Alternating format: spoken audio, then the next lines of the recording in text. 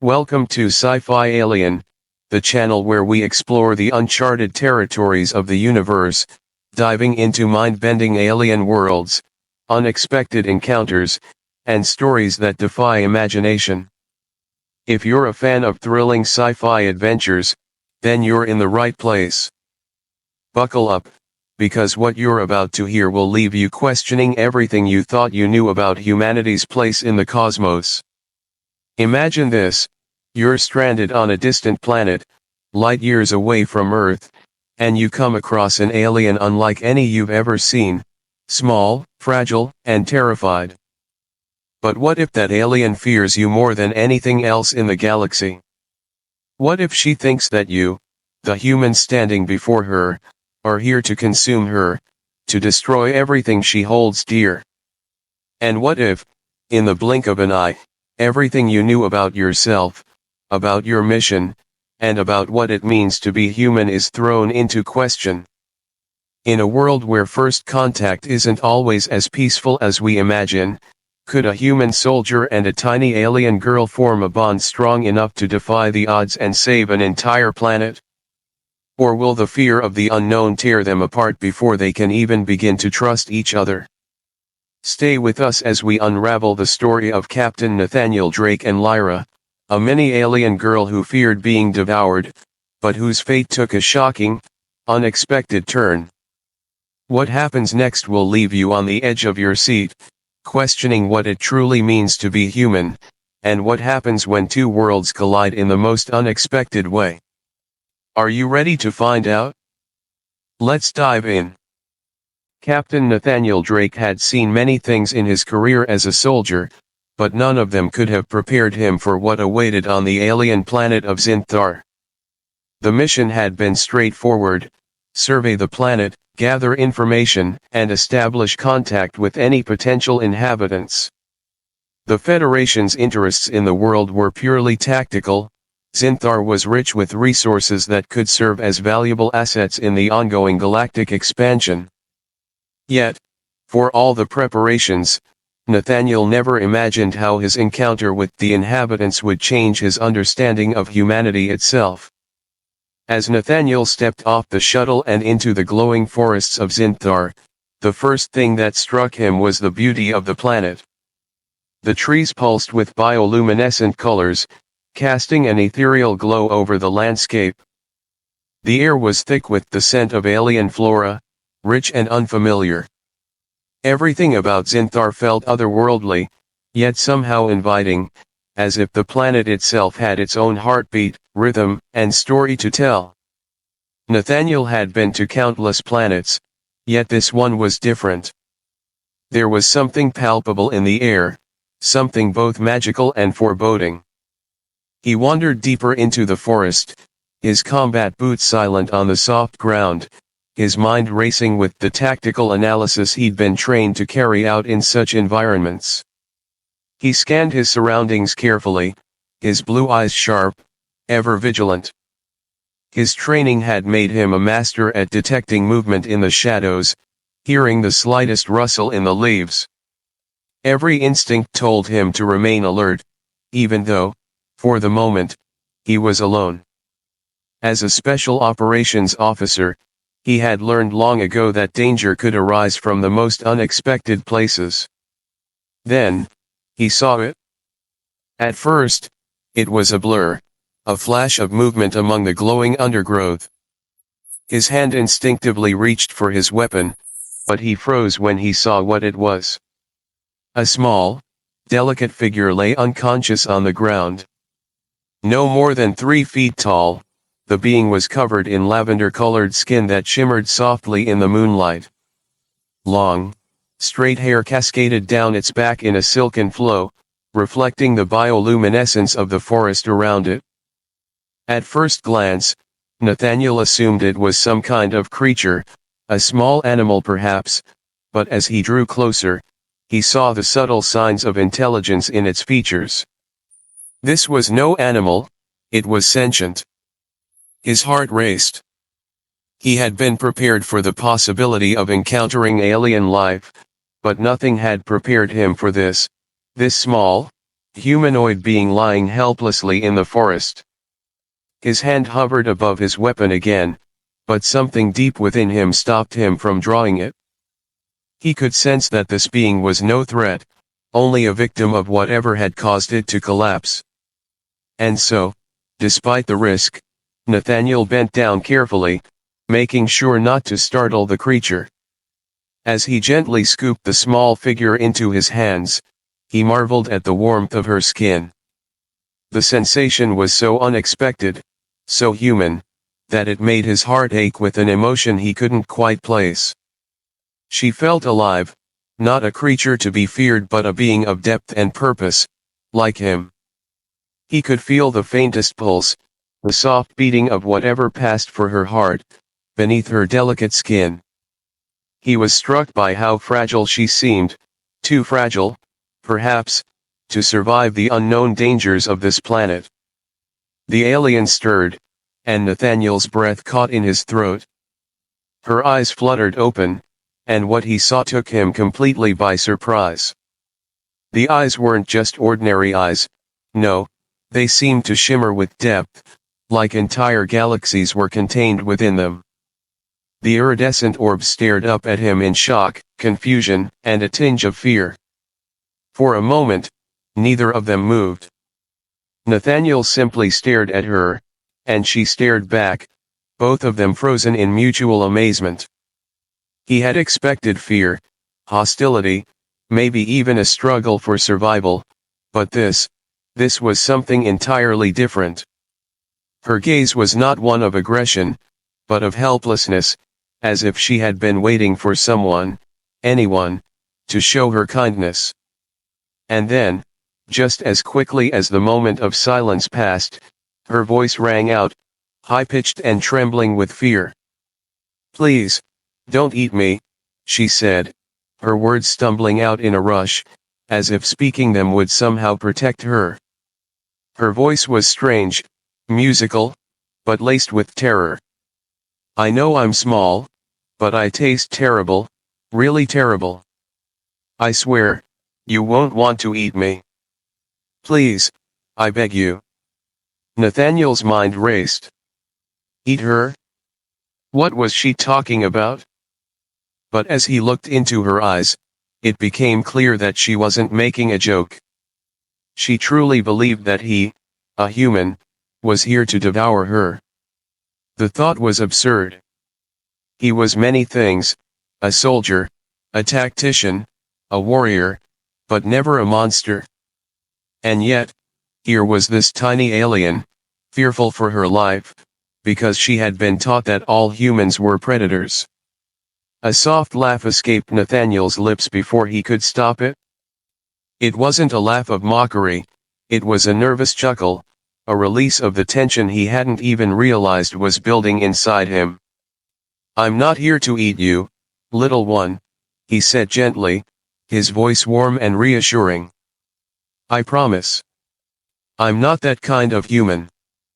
The alien blinked rapidly, her tiny hands gripping the fabric of his glove in a way that sent a strange warmth flooding through him.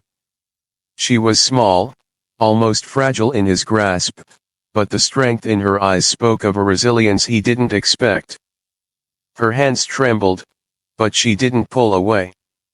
Instead, she studied him, her gaze shifting from fear to curiosity. Slowly, she spoke again, this time with a tremor of disbelief in her voice.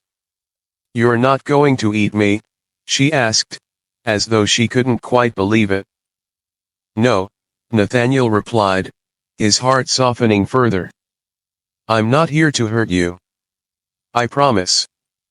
Her eyes widened as she processed his words, and for the first time, a flicker of hope entered her expression. Her fear wasn't gone, but it had been replaced by the faintest sense of relief. "Then why are you here?" she asked, her voice still small but with a thread of curiosity. "I'm here to make contact," Nathaniel explained, his voice gentle but steady. "My name is Nathaniel Drake. I'm a soldier from Earth.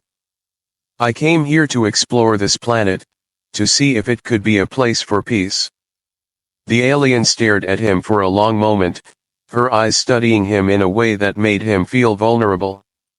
"I am Lyra," she finally said, her voice carrying a note of quiet dignity despite her fear. "I'm a Valarite. We live here, on Zinthar." Nathaniel's mind raced as he processed this information. A native species. The first sign of intelligent life he had encountered on this alien world.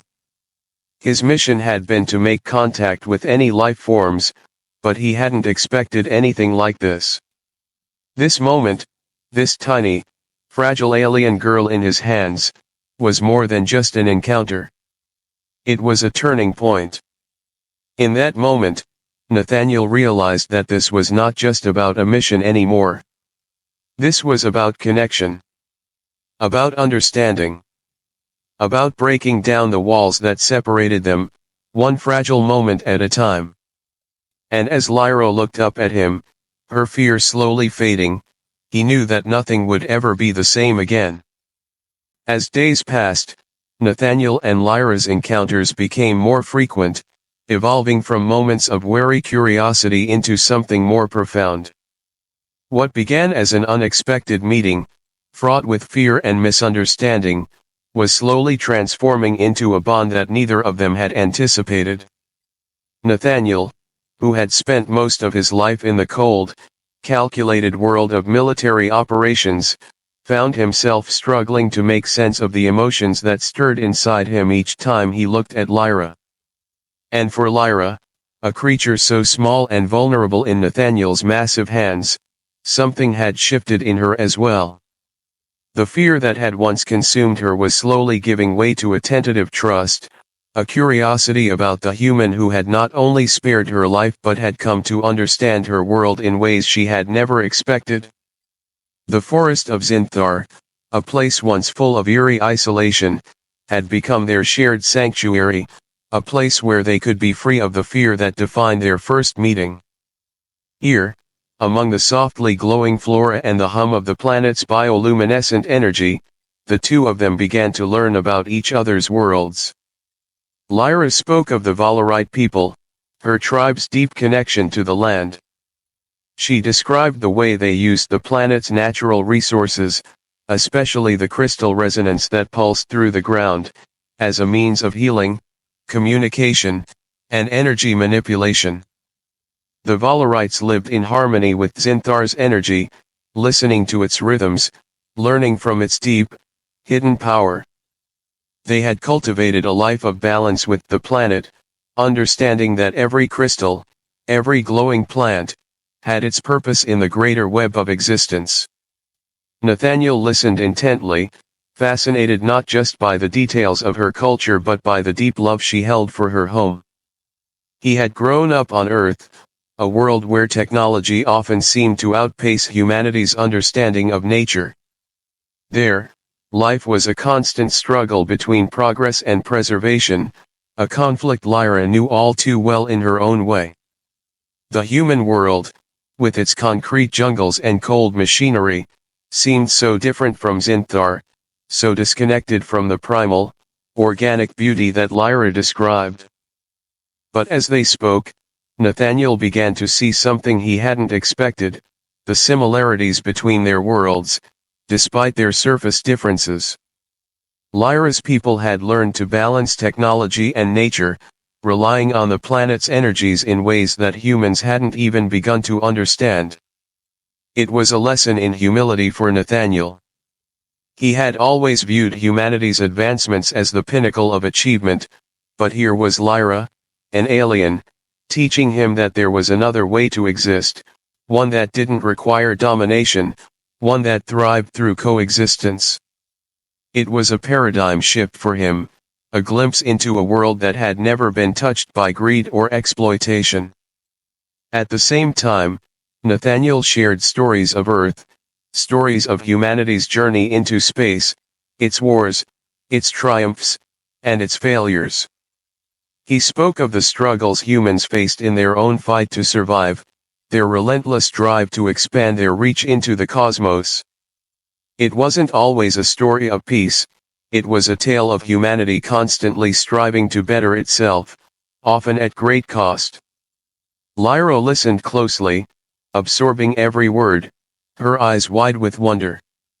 The concept of human ambition, of striving to push beyond the stars, was foreign to her, but she found herself captivated by Nathaniel's raw honesty.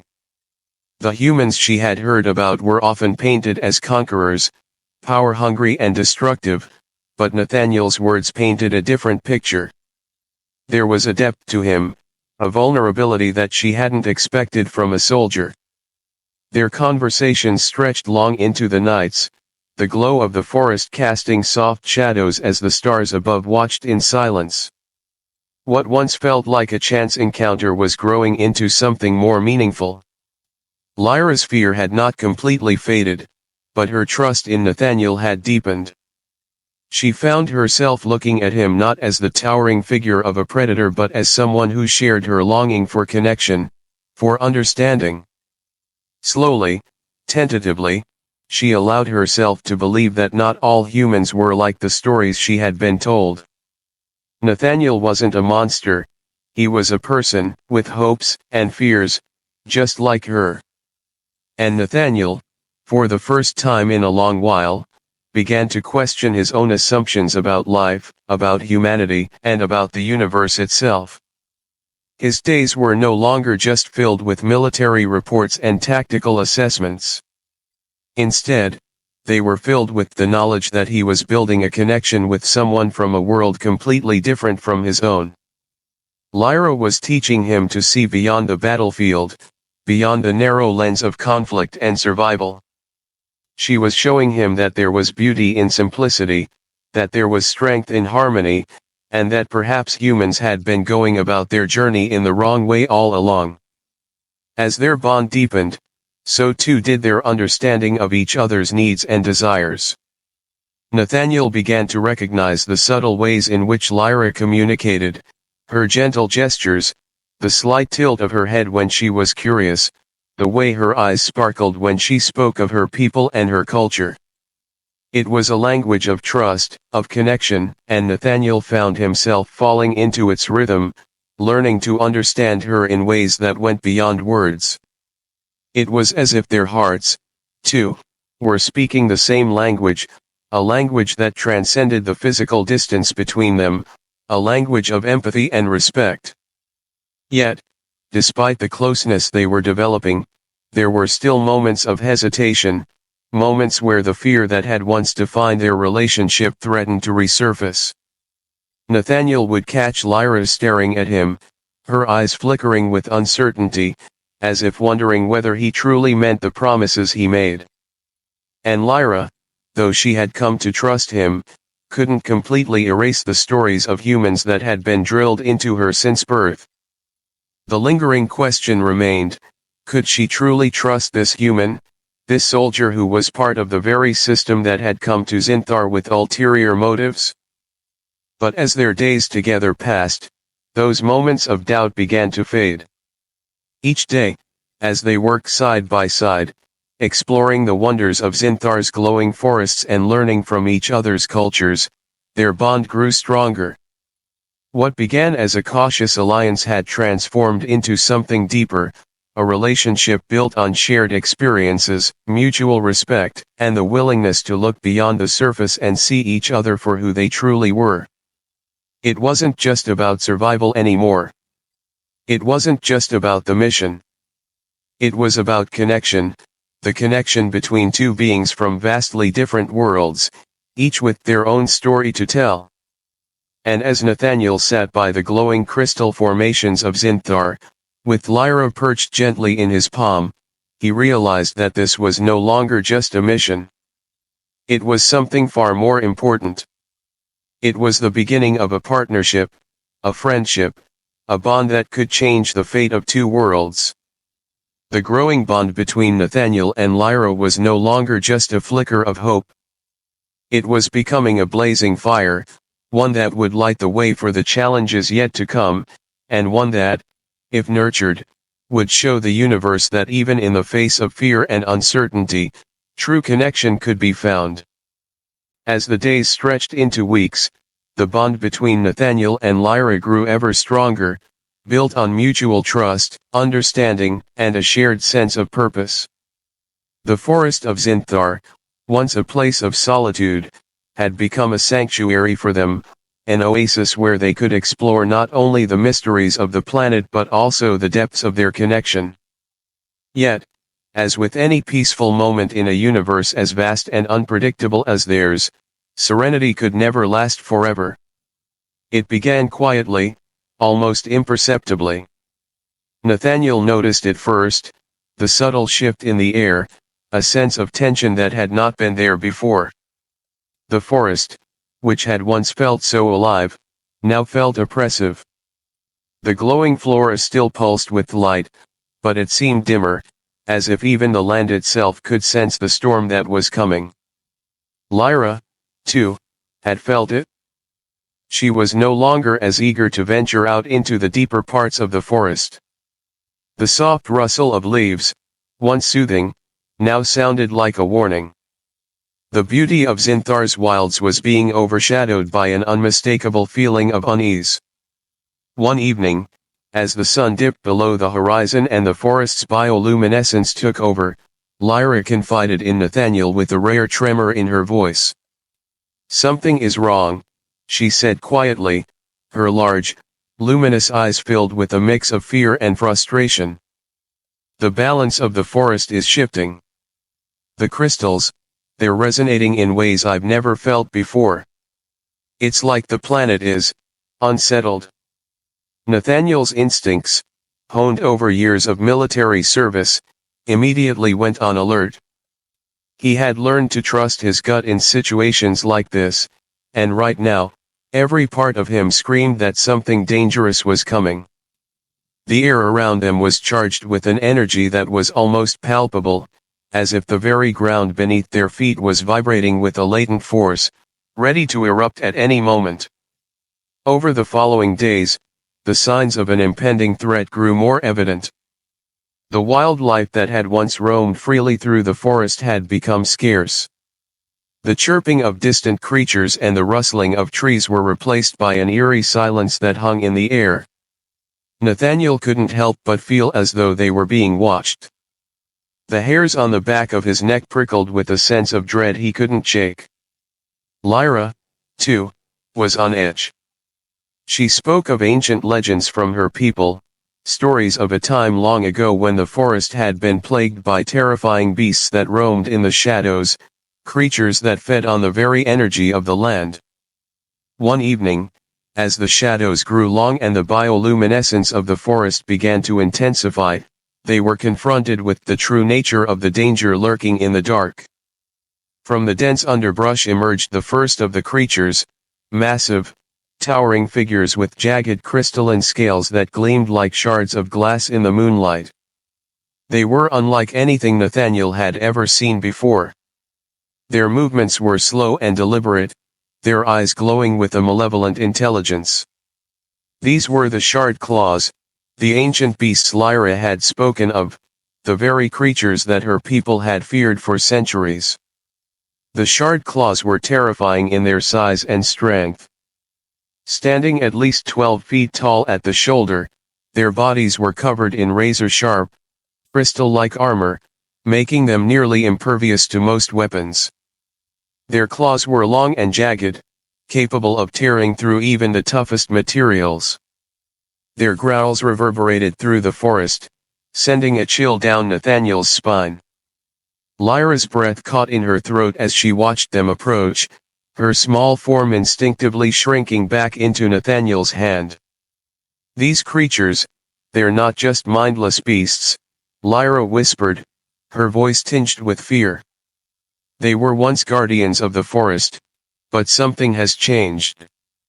They are drawn to the energy of the crystals, and now they are attacking our people." Nathaniel's heart sank. These creatures, once protectors of the planet, had now turned into monstrous predators, attacking without provocation. He knew that if they didn't act quickly, Lyra's people would be wiped out. But how could they fight something so powerful? How could they stand against creatures that seemed to be made of the very material that made up the planet's soul? They tried to retreat, but the creatures moved faster than Nathaniel could anticipate. With a deafening roar, one of the shard claws lunged at them, its claws swiping through the air with deadly precision. Nathaniel barely had time to react, pulling Lyra out of the way just as the massive creature's claws missed by inches. The ground beneath their feet cracked as the creature's massive form collided with a nearby tree, the force of the blow causing the entire forest to tremble. "Get back!" Nathaniel shouted, pushing Lyra behind him. The situation had escalated far beyond anything they had expected. He was trained for combat, but this was unlike anything he had ever faced. The sheer size and power of the shard claws made them formidable opponents, and their seemingly unrelenting aggression only added to the tension in the air. Lyra, despite her small size and the fear that gripped her, gathered her courage. "We can't run," she said, her voice steady. "We need to fight. These creatures are connected to the crystals. If we can't stop them, they'll destroy everything." Nathaniel looked at her, his mind racing. She was right. The forest, the crystals, everything was in danger. But how could they stop these creatures? They needed to fight back, but they didn't have the resources or the firepower to stand against such a formidable foe. As the shard claws closed in, Nathaniel's mind began to work quickly, formulating a plan. He knew he couldn't defeat them with brute force alone. They would need to use the forest to their advantage. Lyra's knowledge of the planet's natural energy, combined with his military training, was their only chance. "Lyra," he said, his voice urgent but calm. "We need to use the crystals. You said they can resonate with energy. We need to focus that energy, direct it." Lyra's eyes widened with realization. "Yes," she whispered, nodding. "If we can synchronize our energies, we might be able to overwhelm them." With no time to waste, they began to prepare. Lyra guided Nathaniel, teaching him to feel the pulse of the crystals beneath their feet, to tap into the energy that flowed through the land. The ground thrummed with power as Nathaniel reached out with his mind, trying to connect with the planet in the same way Lyra did. The creatures were getting closer, their growls echoing through the forest as they sensed the rising energy. It was now or never. Lyra took Nathaniel's hand, her small form pressed against his side as they stood together, focusing all their energy into the crystals. For a moment, there was nothing but the hum of the earth beneath them, the energy building until it became unbearable. Then, with a sudden surge, they released it. The forest erupted with light. A wave of energy shot out from the crystal formations, cascading through the forest and striking the shard claws with an explosive force. The creatures recoiled, their crystalline hides cracking under the pressure. The energy didn't destroy them, it overwhelmed them, forcing them to retreat into the shadows, their once mighty forms now vulnerable. But the battle wasn't over yet. The shard claws were not easily defeated, and they would return. And as Nathaniel looked down at Lyra, her small hand gripping his, he knew that this was just the beginning of a much larger struggle. The creatures were a symptom of a deeper unrest within the planet itself, and unless they could find a way to restore balance, Zinthar, and everything they had come to care about, was in grave danger. The forest had spoken, and now it was up to them to answer. After the shard claws retreated, leaving behind the scars of their brief but brutal assault on the forest, Nathaniel and Lyra stood in the aftermath of the chaotic battle, both shaken but determined. The tension in the air was thick with the weight of what had just occurred, the enormity of the threat that still loomed over them.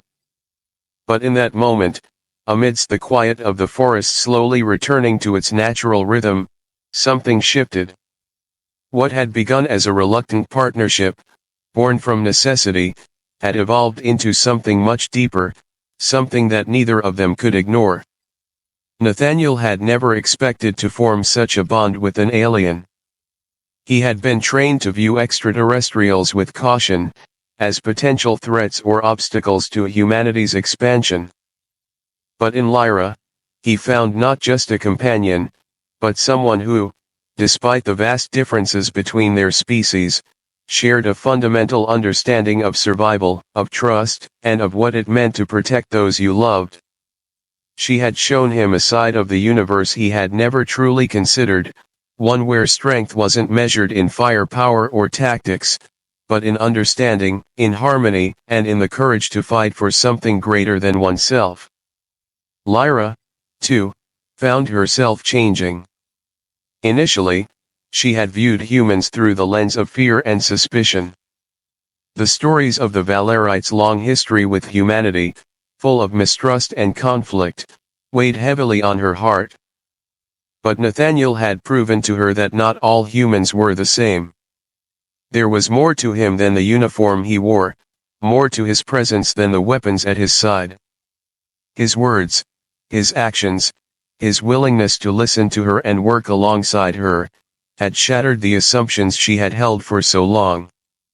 She had come to realize that in him, she had found an ally, a true partner, who respected her people and their way of life, even if he didn't fully understand it. He had not only spared her life but had stood by her when it counted most. And in the depths of their shared struggles, she found herself believing in him, in them, in a future where the Valerites and humans could stand together. But even as their partnership grew stronger, they both knew the stakes were higher than ever. The Shard Claws were only the beginning. They had pushed back one threat, but the planet's unrest ran deeper than they could have imagined. The creatures were not acting on their own, they were drawn to something, to an energy that was feeding their aggression. That energy was tied to the very crystals that made up the fabric of Zinthar. And in that connection, Nathaniel and Lyra saw the path they needed to follow.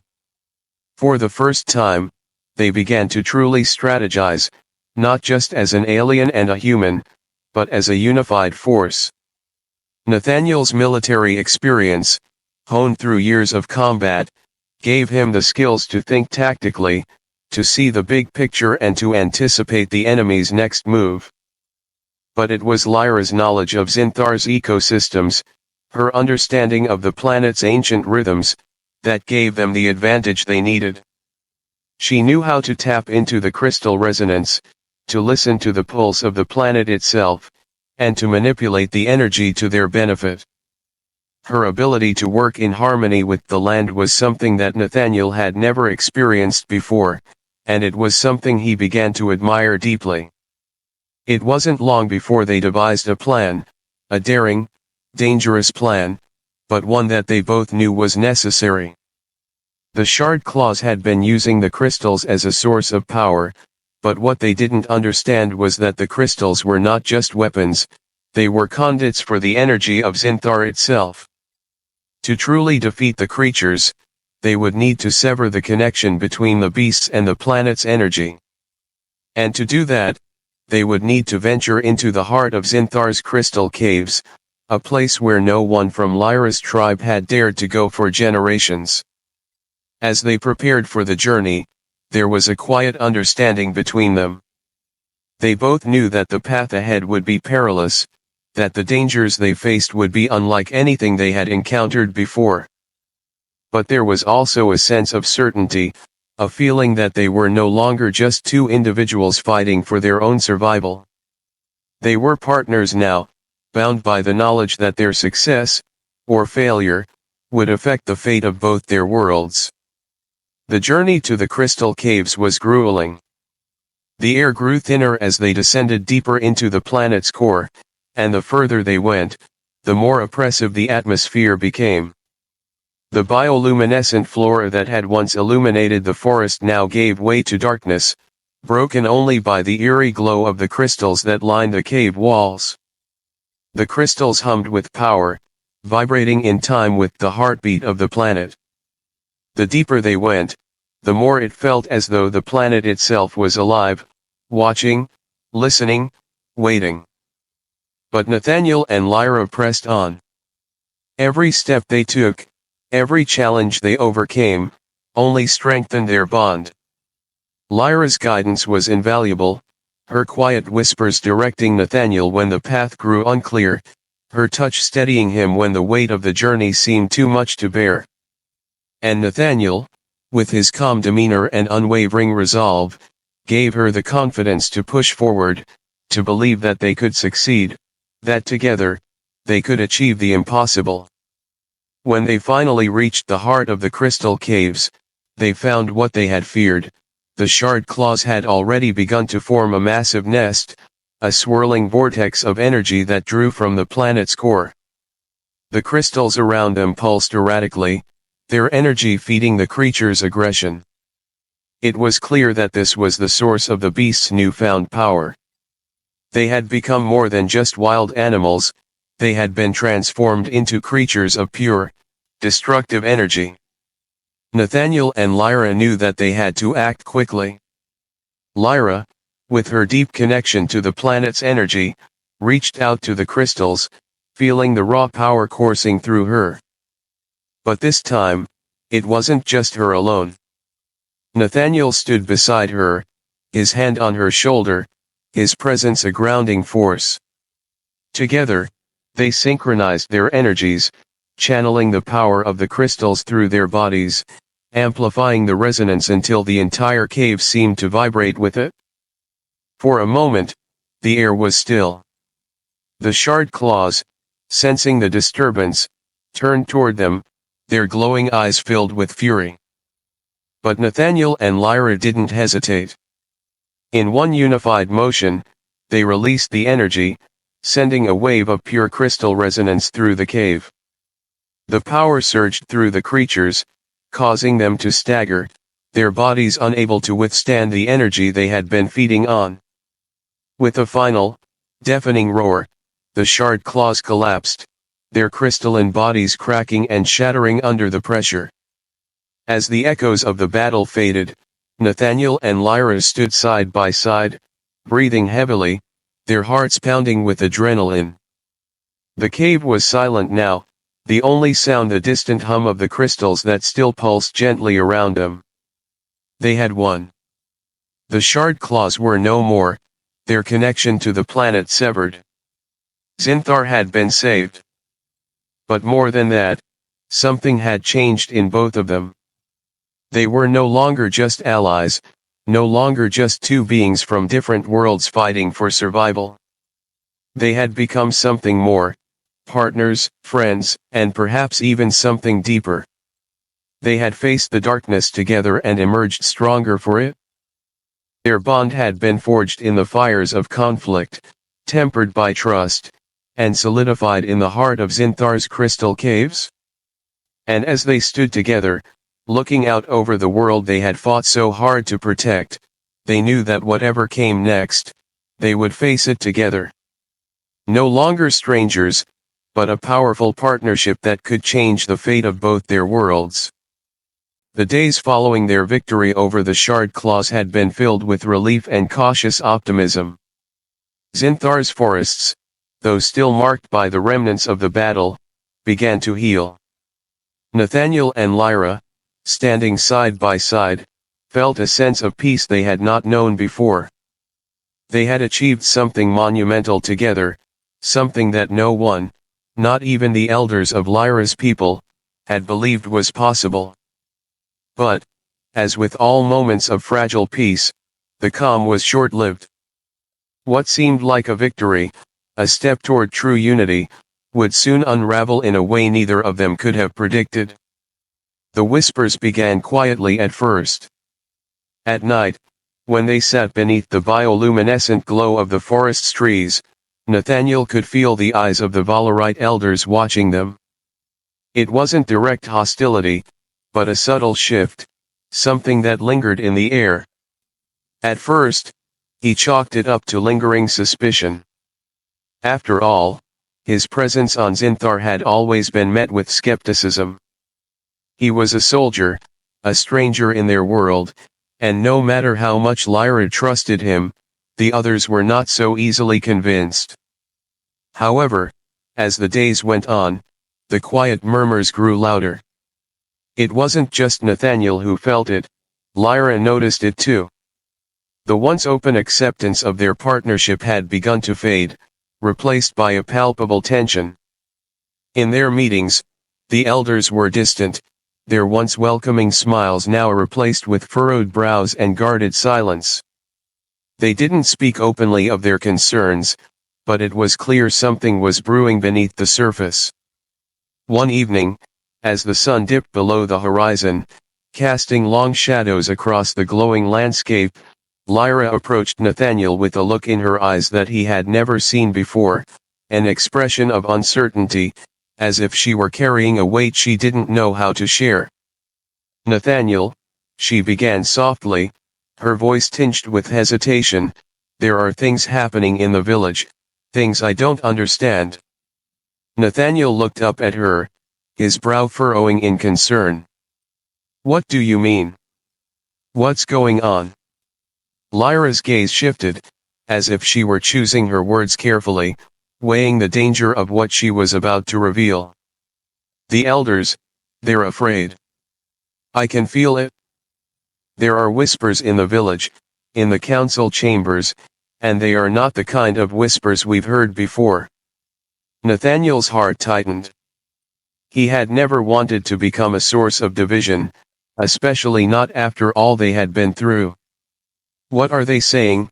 he asked, his voice quiet, almost a whisper. "They fear you, Nathaniel," she said, the words hanging heavy in the air. "They fear that the Federation, your people, sent you here not as a diplomat, but as a scout, to prepare for conquest.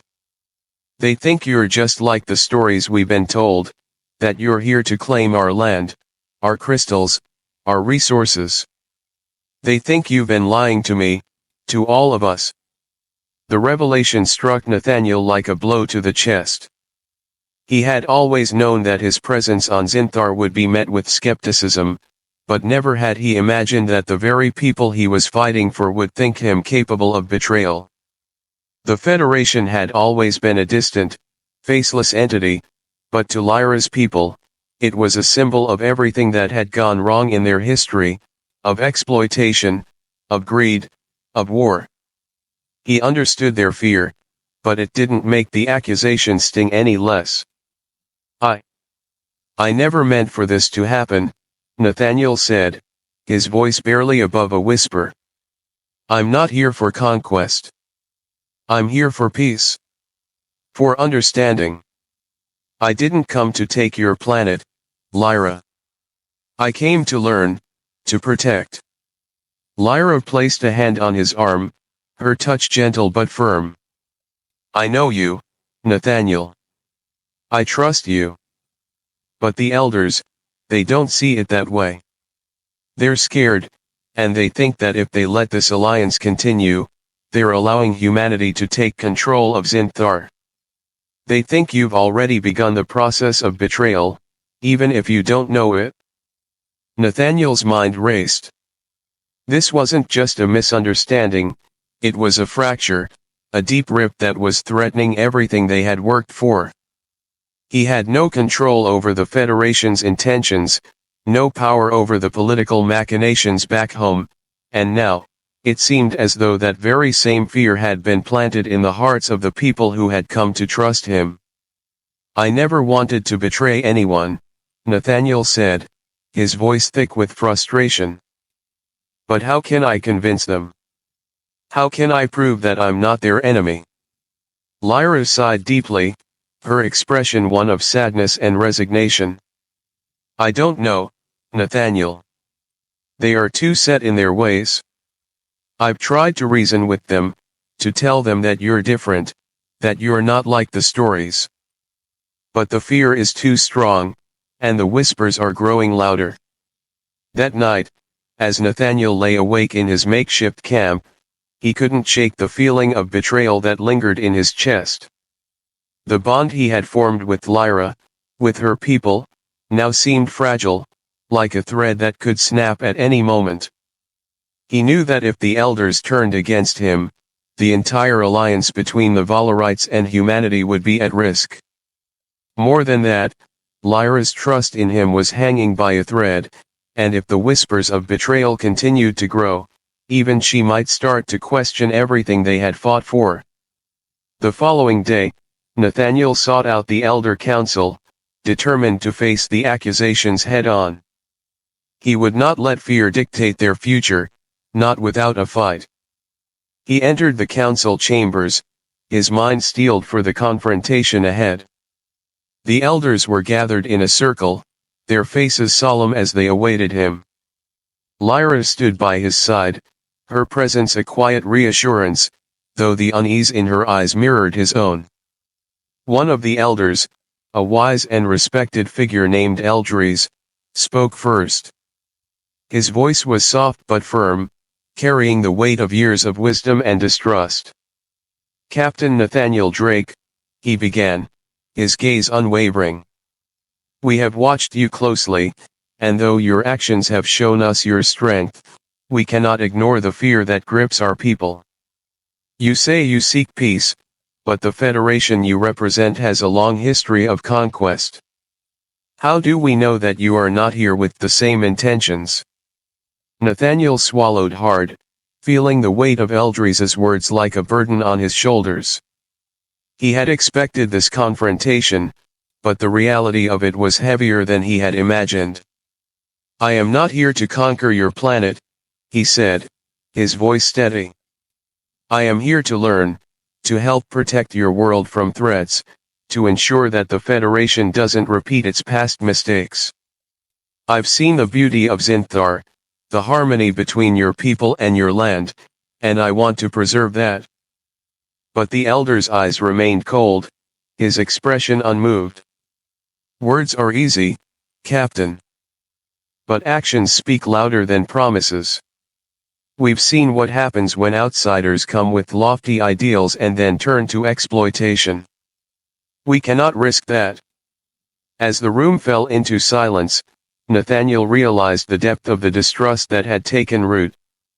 It wasn't just fear, it was the scars of history, the memories of countless invasions, of promises broken and lives lost.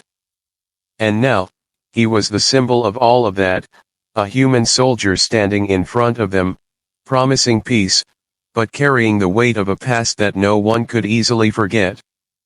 Lyra stepped forward, her voice trembling as she spoke.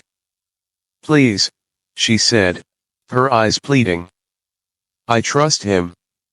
He's not like the others. He's shown us that humanity can change. We can change together." But her words were drowned out by the rising murmurs of the council. The fear in the room was palpable, and Nathaniel knew then that the battle for Zinthar's future was far from over.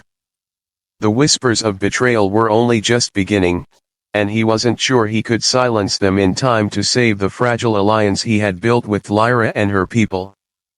In that moment, as the tension between them all grew, Nathaniel understood the true weight of the challenge ahead. It wasn't just about surviving the physical threats of the galaxy, it was about overcoming the shadows of the past, the whispers of betrayal, and proving that humanity could be more than its history. The days following the council meeting had been filled with tension. Despite Nathaniel's best efforts to prove his intentions, the rift between him and the Valorite people only seemed to widen. The whispers of betrayal, seeded by fear and suspicion, grew louder with each passing day. Lyra, ever loyal to him, continued to stand by his side, but even she could feel the weight of the doubt that was slowly creeping into her heart. The trust they had built seemed to be faltering, not because of anything Nathaniel had done, but because of the deep-rooted fears that ran through the Valorite people. One evening, as the sky above Zinthar shifted into hues of deep purple and blue, Nathaniel stood on the edge of the forest, staring into the distance. The bioluminescent trees cast an otherworldly glow, but the beauty of the landscape did little to calm the turmoil within him. For the first time in his life, he felt truly alone.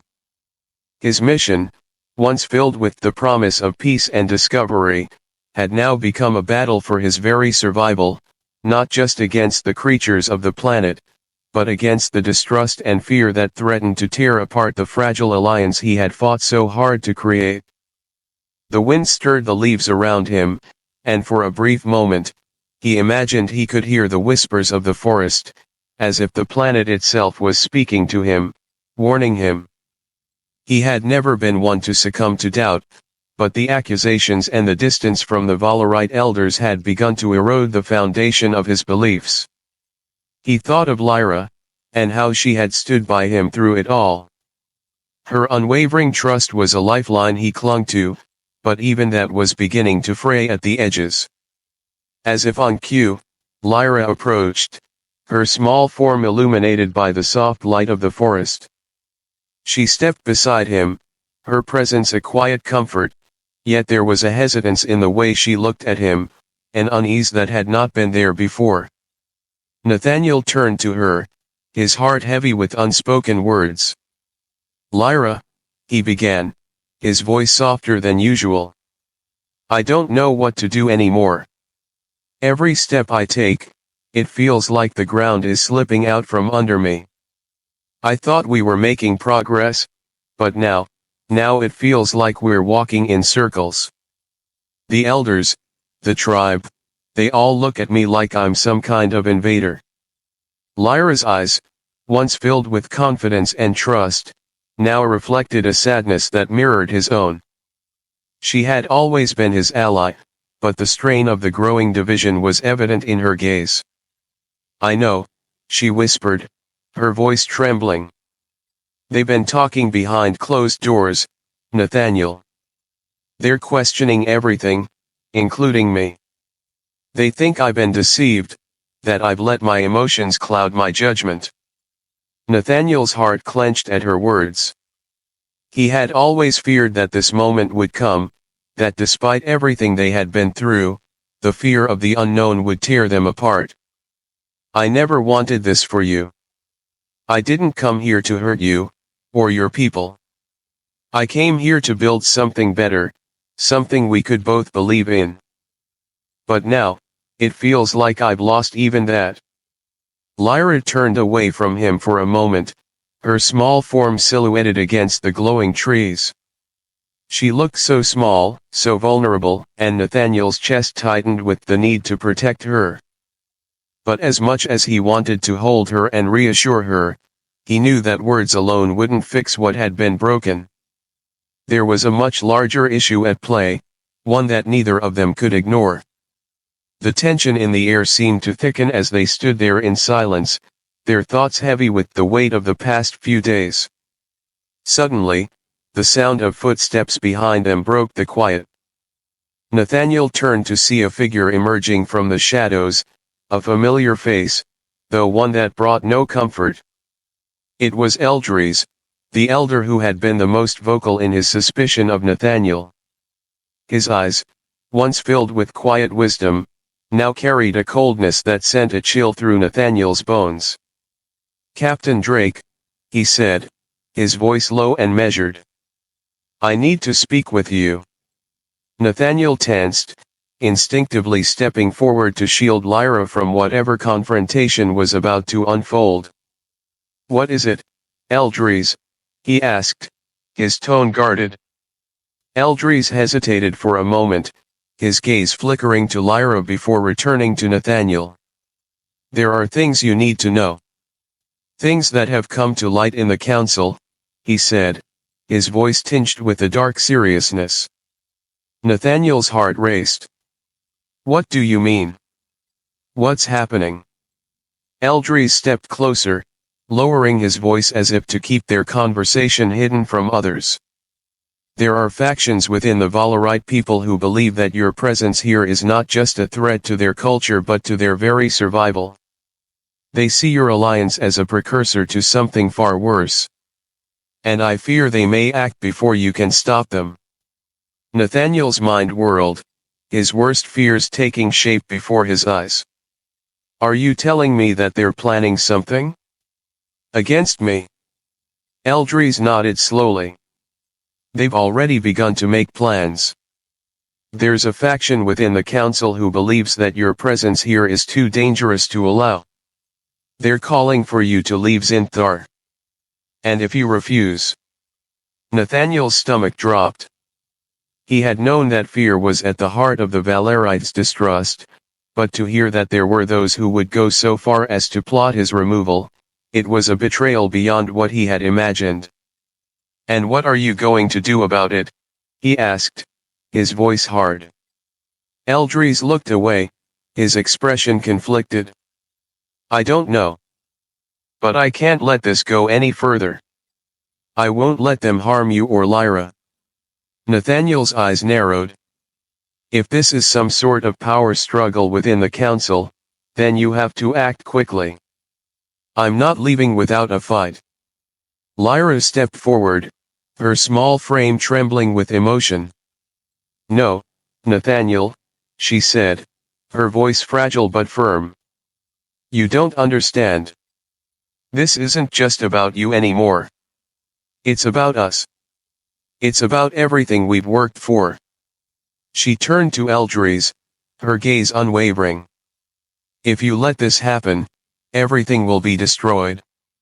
All of it. The peace, the trust, the hope that we had. Eldris's gaze softened as he looked at her, his face momentarily breaking from the stoic mask he had worn. I know, child. But fear is a powerful thing. It can twist the truth, turn allies into enemies. I've been on the council long enough to see it happen before. And I fear this will be no different. The words struck Nathaniel like a punch to the gut.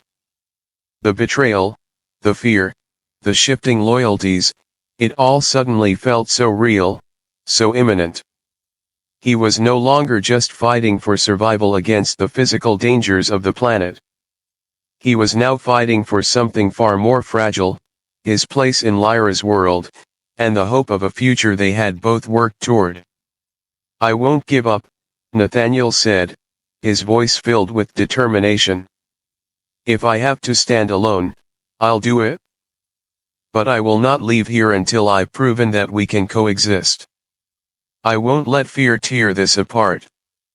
As the night deepened around them, the weight of the moment settled in. What had once been a simple mission, an exploration, a promise of peace, had now become a battle for something far greater, for trust, for unity, and for a future that none of them could take for granted. The unexpected betrayal that loomed in the shadows threatened to destroy everything they had worked for, but Nathaniel knew that this fight was only just beginning. And he would not let the darkness swallow them. Not without a fight. The days following Eldris's revelation were tense, and Nathaniel found himself trapped in a web of suspicion and uncertainty. He had spent so much time trying to prove himself, trying to show Lyra and her people that his intentions were genuine, that the thought of betrayal within the Valerite Council had shaken him to his core. His bond with Lyra had been a beacon of hope for both of them, a symbol of unity between their two worlds. But now, that very bond was being tested in ways neither of them could have foreseen. Despite the growing sense of betrayal, Nathaniel had no choice but to stay focused. He couldn't afford to let the doubts consume him. Lyra, too, had been caught in the middle, her loyalty to him weighed against the fear and suspicion of her people. He could see the strain in her eyes, the way she flinched at every whispered conversation, the way her smile had begun to fade. They had both hoped for a future where they could bridge the divide between their species, but now, the chasm between them and the Valerite people seemed wider than ever. It was during one of their quiet conversations, as they walked through the glowing forests of Zinthar, that everything changed. The tension between them and the Valerite Council had reached a breaking point, and Nathaniel knew they could no longer ignore the threat that loomed over them. They had been waiting for some sign, some moment of clarity to understand what was truly happening behind closed doors. What they didn't expect, however, was the shocking revelation that would shatter everything they had believed in. As they neared a secluded part of the forest, Lyra suddenly stopped in her tracks. Her expression had shifted, from concern to something darker. Nathaniel, sensing the change, stopped as well and turned to her, his heart pounding in his chest. Her eyes, usually filled with a quiet wisdom, were now filled with uncertainty. "Nathaniel," Lyra said, her voice barely above a whisper. "There's something I need to tell you. Something that I've just learned." Nathaniel's pulse quickened. He could see the weight of her words hanging in the air, and for a moment, the world seemed to slow down. "What is it, Lyra? What's going on?" Lyra took a deep breath, her gaze dropping to the ground for a moment before meeting his eyes. "It's the council, the ones who've been so openly suspicious of you. They've been hiding something from me, something I didn't want to believe." Nathaniel's stomach churned with the growing sense of dread. "What do you mean? What are they hiding?" "They've been working with someone," Lyra continued, her voice trembling. "Someone who isn't from Zinthar. A human, a member of the Federation. A high-ranking official. And they've been planning something." She paused, her lips quivering as if the words she was about to say would bring everything crashing down. "They've been planning to use you, Nathaniel. To get information about Zinthar's resources. To exploit everything this planet has to offer." The words hit Nathaniel like a slap to the face. For a moment, he couldn't breathe. His mind struggled to process what Lyra had just said. It didn't make sense. It couldn't. After everything they had shared, after everything they had fought for together, how could anyone believe that he was a part of this? What are you saying?" Nathaniel stammered, his voice cracking with disbelief. "Are you telling me that the elders have been working with the Federation this entire time?" Lyra nodded slowly, her face pale with the weight of the truth. "They didn't trust you, Nathaniel. Not because of what you've done, but because of what you represent. The Federation has been secretly orchestrating everything, pulling strings behind the scenes. They knew that you were the perfect way to get close to us, to gain our trust. And now, they're going to use that trust to take everything from us."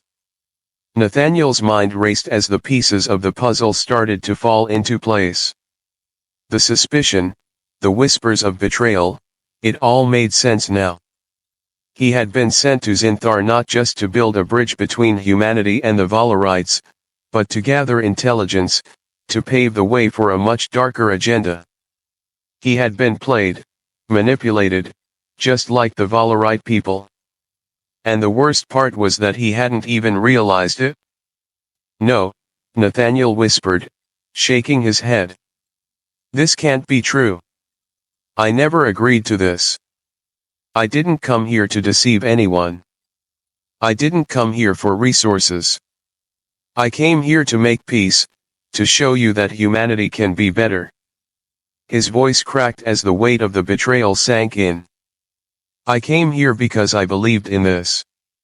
Lyra stepped closer, her small hand reaching out to him, her touch soft and steady. "I believe you, Nathaniel," she said, her voice filled with quiet strength. "I know you didn't come here for that. But the Federation, they have their own agenda, and they've used you to get what they want." Nathaniel's chest tightened as the full gravity of the situation hit him. He had been nothing more than a pawn in a larger game. And now, the very thing he had fought so hard to protect, the fragile alliance between humanity and the Valorites, was crumbling before his eyes.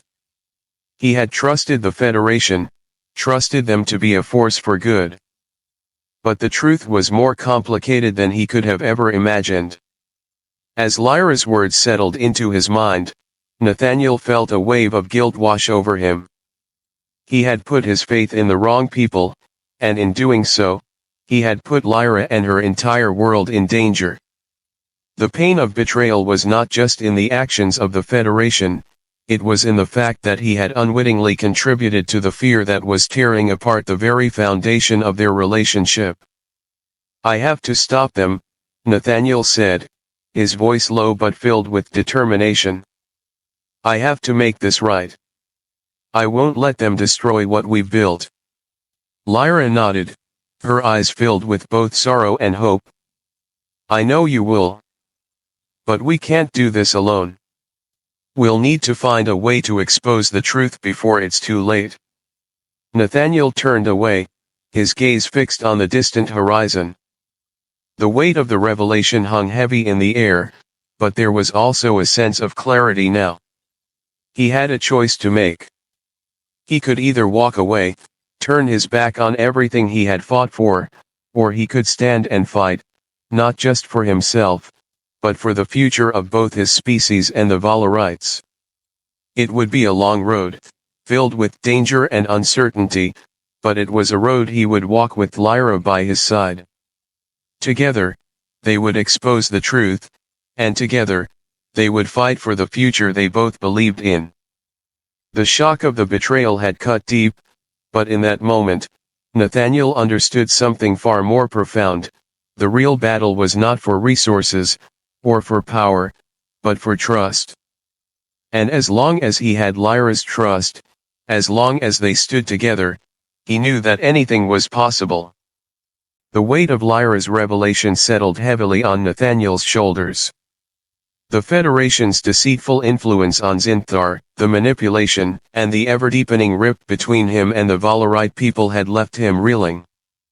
There was no denying the fact that the moment of betrayal had arrived, but what came next was a far more difficult question: what was he going to do about it? For the first time in his life, Nathaniel stood at a crossroads where his choices would define not just his future, but the future of two worlds. The future of an alliance that had seemed so full of promise, but now appeared fragile enough to break at any moment. In the days following the revelation, a storm of conflicting emotions had swirled within Nathaniel. On one hand, the betrayal stung deeply. The Federation, his superiors, the very institution that had sent him to Zinthar, had manipulated him. They had used him as a pawn, a tool to extract information and gain access to the planet's resources. Everything he had thought he was doing for peace, for cooperation, had been twisted into something darker, something rooted in greed and exploitation. He had never imagined the Federation would stoop to such lengths, and yet, here he was, standing in the aftermath of their manipulation, with his own sense of self and purpose shattered. But even deeper than that was the question of loyalty. Lyra's faith in him had never wavered, and in her eyes, he still saw the glimmer of the bond they had forged through trust and shared struggles. Yet now, the stakes had been raised. The Valorite people, despite their trust in him, were scared. They feared the very thing he had been sent here to prevent: humanity's encroachment on their world. The whispers of betrayal had become louder, and his every action was now under scrutiny. Lyra, though resolute in her support, was trapped between the loyalty she felt for him and the mounting pressure of her people's fears. And Nathaniel understood that pressure. He understood it far better than he cared to admit. He, too, had felt that same weight on his shoulders, the weight of responsibility, of representing not just Earth, but an entire species that had yet to prove it could be trusted. The truth was that the Federation's motives had already tainted the very foundation of what he had believed was possible: a peaceful coexistence between two worlds.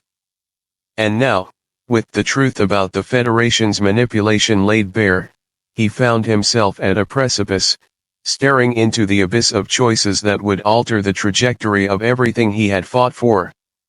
The choice was clear, but it was not easy. Nathaniel could walk away, he could leave Zinthar, abandoning his mission, the Valarite people, and Lyra. He could retreat into the safety of the Federation, where there was no risk of exposure, no danger of facing the consequences of their deceit. He could choose to align himself fully with the Federation's agenda, suppressing the guilt that weighed on his heart, and accept that the alliance between humanity and the Valarites had never been anything but a convenient illusion. But that was not the man Nathaniel wanted to be. It was not the man he had promised to be when he had first set foot on Zinthar, when his heart had swelled with the hope of building something greater than the sum of their parts. No, Nathaniel realized as the weight of the decision pressed down on him, he could not walk away. Not now, not when so much was at stake. He could not stand by and watch as everything he had worked for fell apart, torn asunder by lies, fear, and betrayal. He had promised himself, and he had promised Lyra, that they would create something better. And even now, in the face of everything that had happened, that promise remained. With a deep breath, Nathaniel turned to Lyra, who stood beside him, her expression one of quiet understanding. They had been through so much together, so many battles, so much pain, but this was different. This was not just a fight against an enemy. This was a fight for something far more precious, trust, the very thing that had brought them together in the first place. And now, the path forward would depend on whether that trust could survive the harsh realities of betrayal. Lyra, Nathaniel said softly, his voice filled with the weight of what he was about to say, I can't walk away. I can't let the Federation destroy everything we've worked for. I won't let them take this from us, not from you, not from your people. We have to fight for this, for the future we've envisioned. Lyra's gaze softened, her hand reaching out to gently touch his arm. I know, she whispered. I never doubted you, Nathaniel. But this fight, this battle, isn't just for us.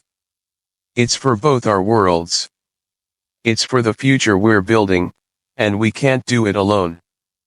Nathaniel's heart swelled with gratitude at her words. He had feared that Lyra would doubt him, that the weight of the betrayal would push her away. But instead, she had chosen to stand beside him, just as she always had. Together, they had fought against the creatures of Zinthar, against the challenges that seemed insurmountable, and now they were about to face their greatest battle yet, the battle for the truth. I won't abandon you, Nathaniel said, his voice steady with resolve. We're in this together. We have to expose the truth, to show the Valarite people that we're not their enemies.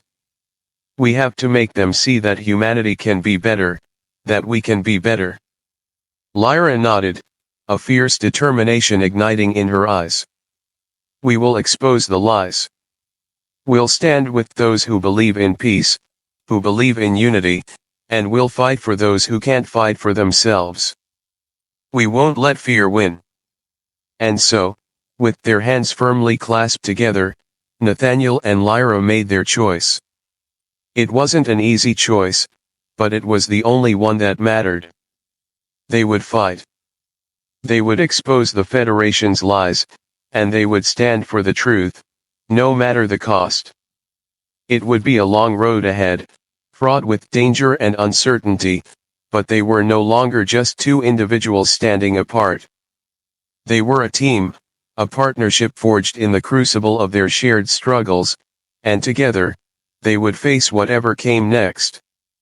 As the darkness of the night enveloped them, Nathaniel and Lyra knew one thing for certain, the future they had dreamed of was worth fighting for. And now, more than ever, they were ready to fight for it. Together. The decision to fight for the truth had been made, and as Nathaniel and Lyra stood at the precipice of a new beginning, there was no turning back. The stakes were higher than ever, no longer just about the survival of the Alliance, but about the very future of both their worlds. What had once been a peaceful mission of exploration and cooperation had morphed into a battle of ideals, a struggle for trust, and a fight for the possibility of a future that neither of them could imagine alone. Together, they were about to embark on a journey that would challenge everything they believed in, but it was a journey they would walk side by side. The atmosphere on Zinthar had shifted. What had once been a vibrant landscape, teeming with life, now felt heavy with anticipation. The Valarite people were divided, and the whispers of betrayal had spread like wildfire. There were those who still believed in Nathaniel, in the possibility of peace and cooperation, but they were growing fewer with each passing day. The council, once the voice of wisdom and reason, had been fractured by fear and distrust. Yet, amid the uncertainty, Nathaniel and Lyra found themselves standing together, unwavering in their belief that there was still hope, that the dream they shared of a united future could still be realized. The first step in their fight for truth was to expose the Federation's treachery. They knew it would be dangerous. They knew that the Federation's influence reached far beyond what they could see, and that the powerful forces behind the manipulation would not go down without a fight. But they also knew that this was the only way forward, that if they were to save Zinthar, they would need to face the truth head-on. Together, they began to gather evidence, to speak to the Valarite leaders who still believed in the possibility of unity, and to share their story with those who had been too afraid to speak up. It was a slow, painstaking process, but with each small victory, their resolve grew stronger. The revelations they uncovered were far more insidious than they had imagined.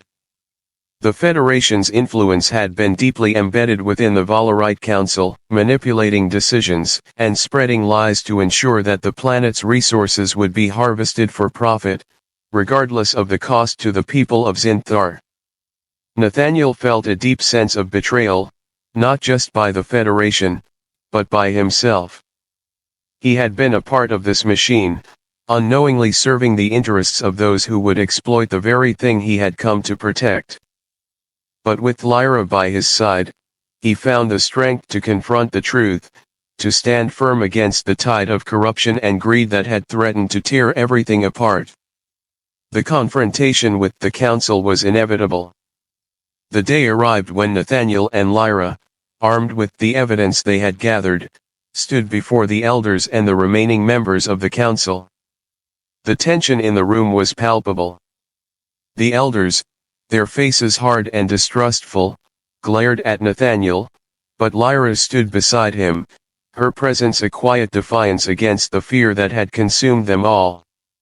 She was no longer just the daughter of the Valarite people, she was their voice, their beacon of hope.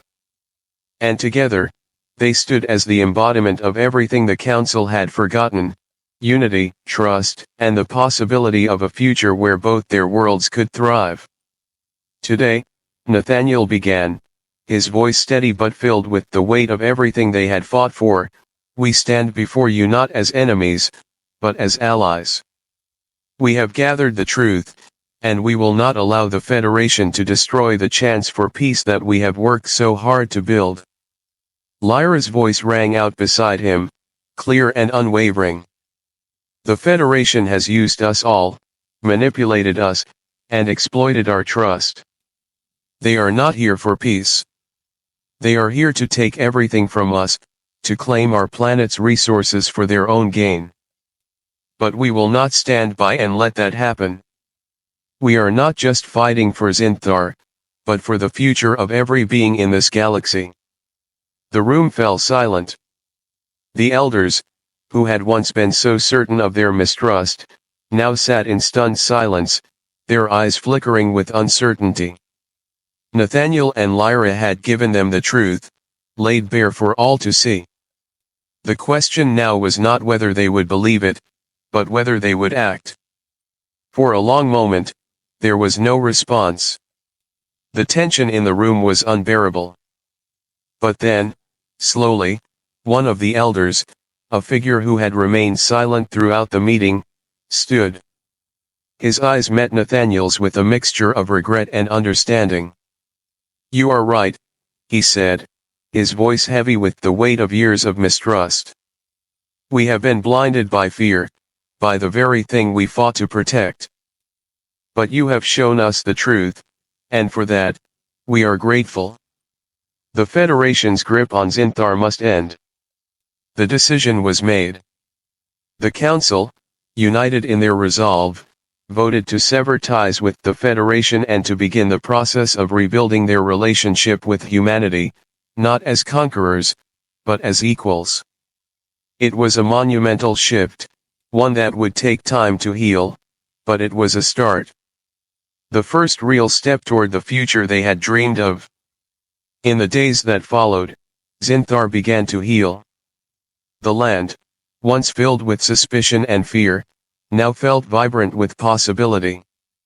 Nathaniel and Lyra worked together, side by side, to foster trust between their peoples, to rebuild what had been lost. It wasn't easy. There were setbacks, moments of doubt, but with each passing day, the alliance between humanity and the Valorites grew stronger. The bond they shared, forged through struggle, sacrifice, and love, became the foundation of a new world, one where fear no longer held sway, and where the promise of peace was no longer a distant dream, but a living, breathing reality. For Nathaniel, the journey had been long, filled with betrayal, uncertainty, and pain. But it had also been a journey of growth, of learning what it meant to truly fight for something worth believing in. He had come to Zinthar as a soldier, a representative of Earth, but he was leaving it as something more, a partner, a friend, and perhaps, even something deeper. He had learned that the true battle wasn't one fought with weapons or strategies, but one fought with trust, with integrity, and with the willingness to stand up for what was right, even when the odds were stacked against him. For Lyra, the journey had been equally transformative. She had come to know the human Nathaniel, his flaws, his fears, his desires, and in doing so, had learned that peace wasn't just a concept, but a reality that could be achieved if both sides were willing to fight for it. She had watched as the trust between them grew, and as they worked together to bridge the divide between their people, she had come to realize that the future they were building wasn't just for Zinthar or for Earth, it was for everyone who believed in the possibility of something better. Together, they had faced the darkest of challenges, and together, they had emerged victorious. The beginning of their alliance marked not just a new chapter for their worlds, but for themselves. They had not only saved Zinthar but had also forged a future based on trust, unity, and the promise of peace, a future that would continue to grow, one step at a time, until it reached across the stars.